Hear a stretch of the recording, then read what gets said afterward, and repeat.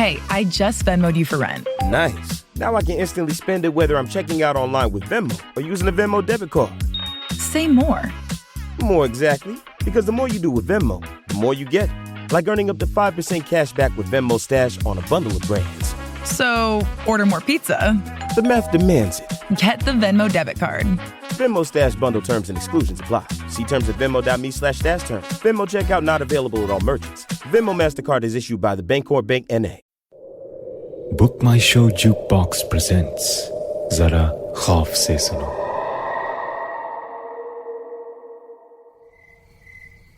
पता नहीं टाइम क्या हो रहा है, रात है, बस इतना पता है। सड़क बिल्कुल खाली है, कोई दिखाई नहीं दे रहा है।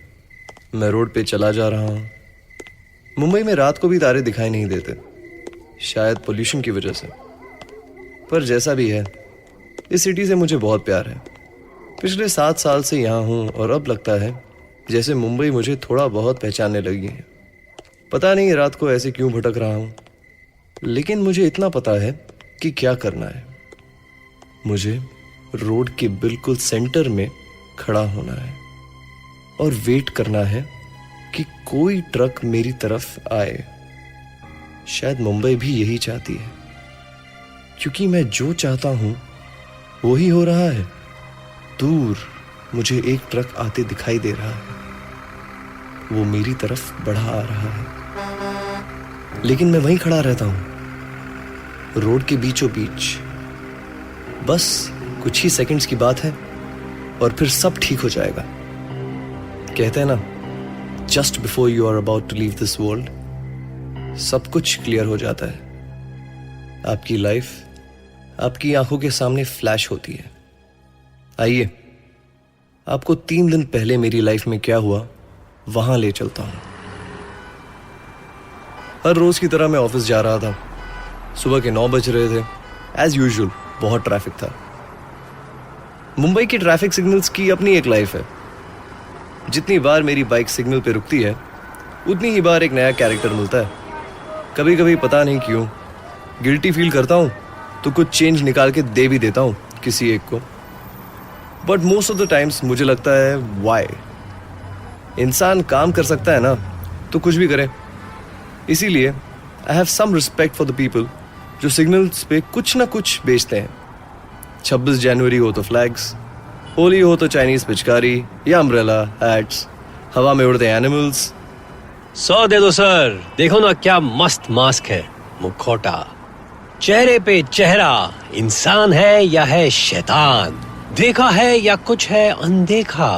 पर यही तो है इस दुनिया का खेला, कभी हंसाए कभी रुलाए, कभी सिग्नल का भिखारी, कभी डायमंड व्यापारी, कभी टाइम जो रुके नहीं, कभी मिनट जो बढ़े नहीं। आज मैं तुम, कल तुम मैं, अदला बदली बदला अदली, चेहरे पे चेहरा, इंसान है या है शैतान। बहुत सही डील है ना सर? वाकई सुनने में डील थी। एक्चुअली मैं मार्केटिंग मैनेजर हूँ। ब्रांड में विश्वास करता हूँ। जो अपना प्रोडक्ट बेचने के लिए इतना एफर्ट करता है ना, वो कुछ डिजर्व तो करता है। ही डिजर्व्स अ गुड बार्गेन। शायद मेरा इंटरेस्ट उसने सेंस कर लिया था और वो मेरी तरफ बढ़ने लगा। लेकिन तभी सिग्नल चेंज हुआ और मैं अपनी बाइक लेके आगे बढ़ गया। मैं जा ही रहा था कि सडनली मेरे सामने कोई आ गया।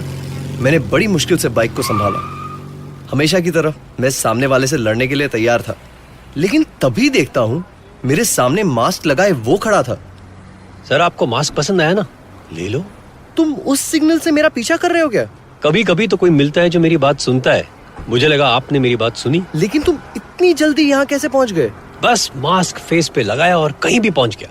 यही तो स्पेशल है बॉस, ले लो ना, आपके लिए स्पेशल प्राइस। नहीं भाई, जाने दो, मुझे नहीं चाहिए, मेरे किसी काम का नहीं। बॉस एक बात बताओ, बियर पीते हो? क्या? कुछ तो नशा करते होगे ना?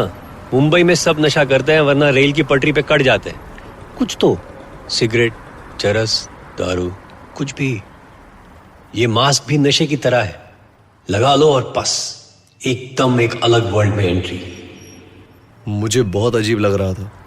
सिग्नल पे खड़ा होके मैं एक रैंडम बंदे से बात कर रहा था। मुझे लगा बहुत हो गया, मैं क्यों अपना टाइम वेस्ट कर रहा हूं, और मैंने अपनी बाइक स्टार्ट करने की कोशिश की। लेकिन तभी उसने अपना हाथ मेरी बाइक पे रखा और मैं रुक गया। मैं बस उसे देखे जा रहा था। उसका चेहरा नहीं दिख रहा था।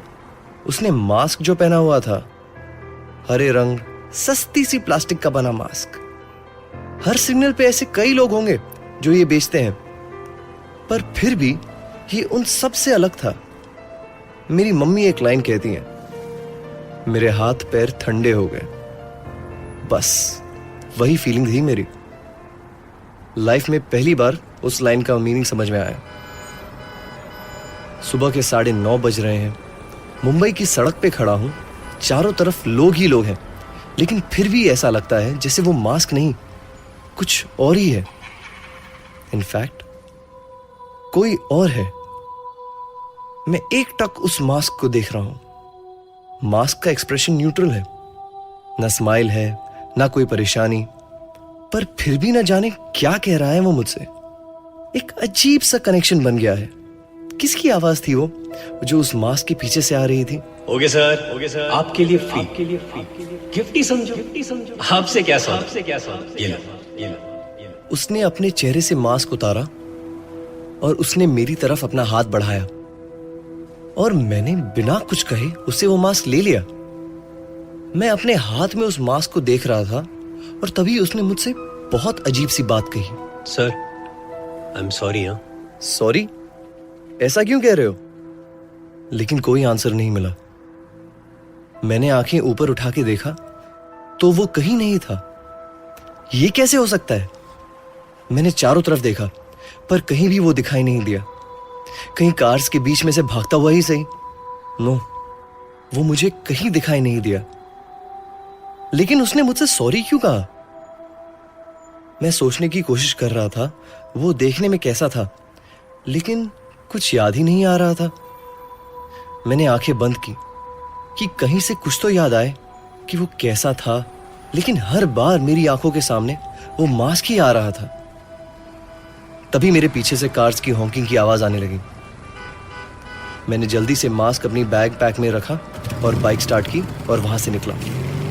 इस मास्क के चक्कर में कहीं ऑफिस के लिए लेट ना हो जाऊं। मेरे अराउंड सब कुछ वैसा ही था जैसे रोज होता है, लेकिन पता नहीं क्यों ऐसा लग रहा था कि बहुत बर्डन है मेरे ऊपर। बाइक चलाना मुश्किल हो रहा था। वैसे तो मेरा ऑफिस 10 मिनट दूर भी नहीं था, लेकिन मुझे ऐसा लग रहा था कि मैं नहीं पहुंच पाऊंगा। सांस भी लेना मुश्किल हो रहा था। ये हो क्या रहा था मेरे साथ? तभी अचानक मुझे एक चीख सुनाई दी। मैंने हड़बड़ा के बाइक रोक दी। कहां से आई ये आवाज? कहीं कोई एक्सीडेंट तो नहीं हो गया? लेकिन मेरे अराउंड सब कुछ नॉर्मल था। ट्रैफिक चल रहा था, कहीं कोई रोड पे नहीं पड़ा था। तो फिर ये चीख किसकी थी? मैं बाइक से उतर गया। मैंने बाइक रोड के साइड में पार्क की और मैंने एक गहरी सांस ली और अपने ऑफिस की तरफ चलना शुरू कर दिया। लेकिन हर कदम लेना बहुत मुश्किल था मेरे लिए। ऐसा लग रहा था जैसे मेरे पैरों के अराउंड कोई बहुत हैवी वेट है। मेरे शोल्डर्स झुक गए थे, जैसे मैंने कोई बहुत भारी चीज उठा ली हो। ऑफिस के लिए लेट हो ही गया था। मेरा फोन बार बार बज रहा था, पर मुझ में इतनी भी हिम्मत नहीं थी कि मैं अपना फोन पॉकेट से निकाल कर आंसर करूं। कुछ मिनट लगे या कुछ घंटे, मुझे नहीं पता, पर जब ऑफिस पहुंचा तो ऐसा लगा जैसे माउंटेन क्लाइंबिंग करके आ रहा हूं। जब मैं अपने फ्लोर पे पहुंचा तो मुझसे ठीक से चला भी नहीं जा रहा था। कदम लड़खड़ाने लगे थे। ऐसा लगा जैसे अब मैं एनी मोमेंट फेंट होने वाला हूं। तभी मेरे फ्रेंड राघव ने मेरी तरफ देखा। Pranav, are you okay? क्या हुआ है? हाँ, यहाँ बैठ। अरे ये बैग छोड़ना। रुक, मैं पानी लेकर आता हूँ। राघव जल्दी से वाटर कूलर की तरफ बढ़ा। मैं रिसेप्शन में ही बैठा था। मैंने अपने कंधे से बैग उतार दिया। तभी राघव भी मेरे लिए पानी लेकर आया। बैग उतारते ही मुझे लगा जैसे सब ठीक हो गया है, सारा बर्डन उतर गया है। Bro, are you okay? I think you should go home. तेरी तबीयत ठीक नहीं लग रही। आई डोंट नो, शायद बाहर गर्मी बहुत है, इसीलिए। अब तो आई एम फीलिंग बेटर। मैंने अपना पसीना पोंछा। Dude, you are sweating so much. तू चल के ऑफिस आया है? हाँ, वो बाइक साइड में पार्क कर दी है। मैं अपने डेस्क पे जा रहा हूँ। I will see you in a bit. Are you sure? Yeah I am feeling better now. पता नहीं क्या हो गया था। मैंने अपना बैग उठाया और मैं अपनी डेस्क पे जाके बैठ गया। मुझे लगा पीछे से राघव कुछ कह रहा है, लेकिन मुझे उसकी आवाज बहुत फेंटली आ रही थी। रुक ना यार। Are you okay? Listen dude, Pranav. पता नहीं कितनी देर तक मैं वहां बैठा रहा। लैपटॉप मेरे सामने खुला था, लेकिन मुझे कुछ दिखाई नहीं दे रहा था।